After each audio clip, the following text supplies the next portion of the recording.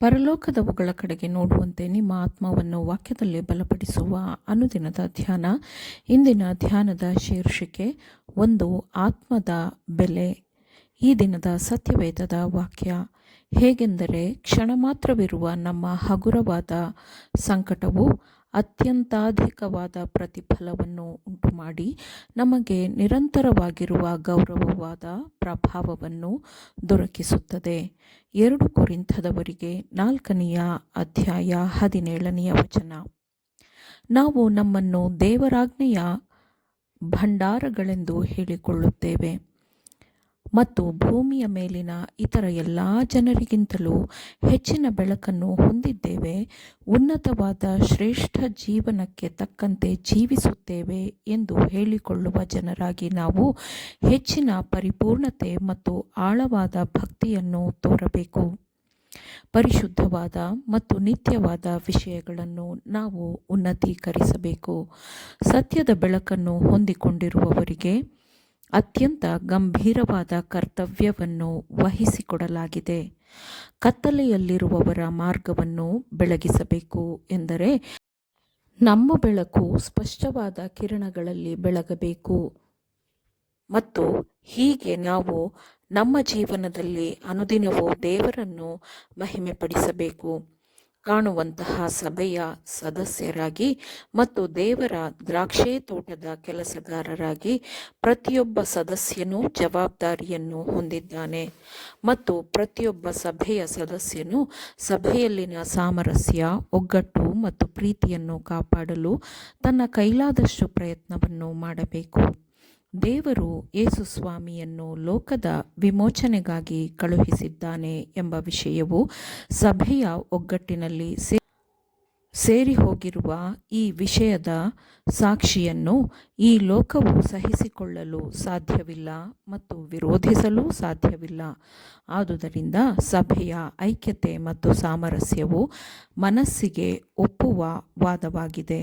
ಆದುದರಿಂದ ಜಗಳಗಳು, ಕಲಹಗಳು ಮತ್ತು ಭಿನ್ನಾಭಿಪ್ರಾಯವನ್ನು ನೋಡುವಾಗ ಅಪಹಾಸ್ಯ ಮಾಡಿಕೊಂಡು ಕ್ರೈಸ್ತ ಧರ್ಮವೇ ಬೇಡವೆಂದು ಅಪನಂಬಿಕೆ ಮತ್ತು ದ್ರೋಹದಲ್ಲೇ ಜನರು ಉಳಿದುಕೊಳ್ಳುವಂತೆ ಸೈತಾನನು ಆ ಐಕ್ಯತೆಯನ್ನು ಮತ್ತು ಸಾಮರಸ್ಯವನ್ನು ಒಡೆದು ಹಾಕಲು ನಿರಂತರವಾಗಿ ಕೆಲಸ ಮಾಡುತ್ತಿದ್ದಾನೆ. ಸತ್ಯವನ್ನು ಪ್ರತಿಪಾದಿಸುವವರು ಪರಸ್ಪರ ಭಿನ್ನಾಭಿಪ್ರಾಯಗಳಲ್ಲಿರುವಾಗ ಅವರು ದೇವರನ್ನು ಅವಮಾನಪಡಿಸುತ್ತಿರುತ್ತಾರೆ.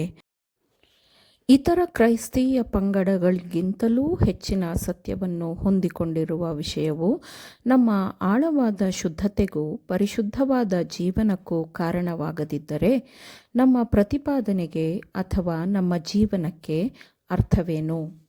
ಸತ್ಯದ ಬೆಳಕನ್ನು ನಾವು ಒಪ್ಪಿಕೊಂಡು ಅದರಿಂದ ಪರಿಶುದ್ಧರಾಗುವುದಕ್ಕೆ ಬಯಸದಿದ್ದರೆ, ಆ ಸತ್ಯದ ಬೆಳಕನ್ನು ನೋಡದೇ ಇದ್ದಿದ್ದರೆ ಎಷ್ಟೋ ಉತ್ತಮವಾಗಿರುತ್ತಿತ್ತು. ಒಂದು ಆತ್ಮದ ಮೌಲ್ಯವನ್ನು ನಾವು ಸಂಪೂರ್ಣವಾಗಿ ಅರ್ಥ ಮಾಡಿಕೊಳ್ಳಬೇಕಾದರೆ ಆ ಆತ್ಮವನ್ನು ತಪ್ಪು ದಾರಿಯಿಂದ ಸತ್ಯದ ಮಾರ್ಗಕ್ಕೆ ಮಾನಸಾಂತರಗೊಳಿಸುವುದಕ್ಕೆ ಎಂತಹ ವಿಷಯಗಳು ಒಳಗೊಂಡಿರುತ್ತದೆ ಎಂದು ಅರ್ಥ ಮಾಡಿಕೊಳ್ಳಬೇಕಾದರೆ ನಾವು ನಿತ್ಯ ಜೀವನದ ಮೌಲ್ಯವನ್ನು ಮೆಚ್ಚಿಕೊಳ್ಳಬೇಕು ಮತ್ತು 2ನೆಯ ಮರಣದ ನೋವುಗಳನ್ನು ನಾವು ಅನುಭವಿಸಬೇಕು. ವಿಮೋಚನೆಗೊಂಡವರಿಗಾಗಿ ಕಾಯುತ್ತಿರುವ ಗೌರವಗಳು ಮತ್ತು ಮಹಿಮೆಯನ್ನು ನಾವು ಗ್ರಹಿಸಬೇಕು ಮತ್ತು ಜಯಶಾಲಿಗೆ ರಾಜಕಿರೀಟವನ್ನು ನೀಡಿ ಅವನನ್ನು ತಾನು ಉನ್ನತಕ್ಕೆ ಏರಿಸಬೇಕು ಎಂದು ಅವನಿಗಾಗಿ ಮರಣ ಹೊಂದಿದವನ ಸಾನ್ನಿಧ್ಯದಲ್ಲಿ ವಾಸಿಸುವುದು ಎಂದರೆ ಏನು ಎಂದು ಅರ್ಥ ಮಾಡಿಕೊಳ್ಳಬೇಕು. ಆತ್ಮದ ಮೌಲ್ಯವನ್ನು ಸಂಪೂರ್ಣವಾಗಿ ಅಂದಾಜು ಮಾಡಲು ಸಾಧ್ಯವಿಲ್ಲ. ವಿಮೋಚನೆಗೊಂಡವರು ಮತ್ತು ವೈಭವಕ್ಕೇರಿಸಲ್ಪಟ್ಟವರು ತಮ್ಮ ವಿಮೋಚನೆಗೆ ಕಾರಣವಾದವರನ್ನು ಕೃತಜ್ಞತೆಯಿಂದ ನೆನೆಯುತ್ತಾರೆ. ತಮ್ಮ ಸ್ವಾರ್ಥತ್ಯಾಗದ ಕೆಲಸವನ್ನು ಮರೆತು ಹೋಗದೆ ನಿರಂತರ ಪ್ರಯತ್ನ, ತಾಳ್ಮೆ, ಪರಿಶ್ರಮ ಇವುಗಳಿಂದ ಪ್ರಾಮಾಣಿಕವಾಗಿ ತಮ್ಮ ಕರ್ತವ್ಯವನ್ನು ಮರೆಯದೆ ಒಳ್ಳೆಯದನ್ನು ಮಾಡುವುದಕ್ಕೆ ದಣಿದು ಹೋಗದೆ ತನಗಾಗಿ ತನ್ನ ಆತ್ಮಕ್ಕಾಗಿ ಕೆಲಸ ಮಾಡಿದವರನ್ನು ಅವರು ಬಹಳ ಕೃತಜ್ಞತೆಯಿಂದ ನೆನೆಯುತ್ತಾರೆ. ಆಮೇನ್. ದೇವರ ವಾಕ್ಯಗಳನ್ನು ಶ್ರದ್ಧೆಯಿಂದ ಆಲಿಸುವವರು ಮಾತ್ರವೇ ಆಗಿರದೆ ಪಾಲಿಸುವವರು ಆಗಬೇಕೆಂದು ನಿಮ್ಮನ್ನು ಉತ್ತೇಜಿಸುತ್ತೇನೆ. ಪರಿಶುದ್ಧಾತ್ಮನ ಸಹಾಯದಿಂದ ಆಲಿಸಿದ ನಿಮ್ಮೆಲ್ಲರಿಗೂ ಧನ್ಯವಾದಗಳು.